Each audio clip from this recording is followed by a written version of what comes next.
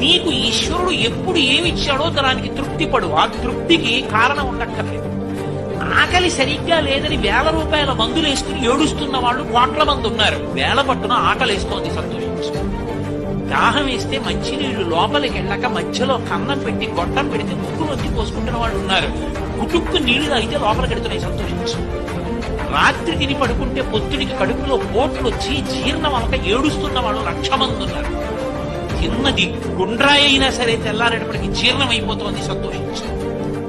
పడుకుంటే నిద్ర పట్టక చారుడు మాత్రలు వేసుకు పడుకుంటున్న వాళ్ళు ఉన్నారు. తలగడా మీద చెయ్యెట్టుకుని ఇలా పడుకుంటే నిద్ర పడుతుంది. పుస్తకం ఉంటే తప్ప మాట్లాడలేని వాళ్ళు ఉన్నారు. వేదిక ఎక్కి కూర్చుని మాట్లాడటం మొదలు పెడితే గంగా ప్రవాహంలో వస్తుంది, సంతోషించు ఈశ్వరుడి కారుణ్యానికి. కొంతమంది కూర్చోలేని వాళ్ళు ఉన్నారు, కూర్చుంటున్నావు. నడవలేని వాళ్ళు ఉన్నారు, నడుస్తున్నావు. చూడలేని వాళ్ళు ఉన్నారు, చూస్తున్నావు. వినలేని వాళ్ళు ఉన్నారు, వింటున్నావు. ఈశ్వరుడు నీకు ఇచ్చిన దానికి ప్రతి క్షణం తృప్తితో ఓలలాడిపోవాలి. ఎన్ని మాటలు కృతజ్ఞత చెప్తావు. అది మానేసి ఎప్పుడు ఏదో పోయిన దాన్ని తలుచుకుని ఏడవడం కాదు, వచ్చేదాన్ని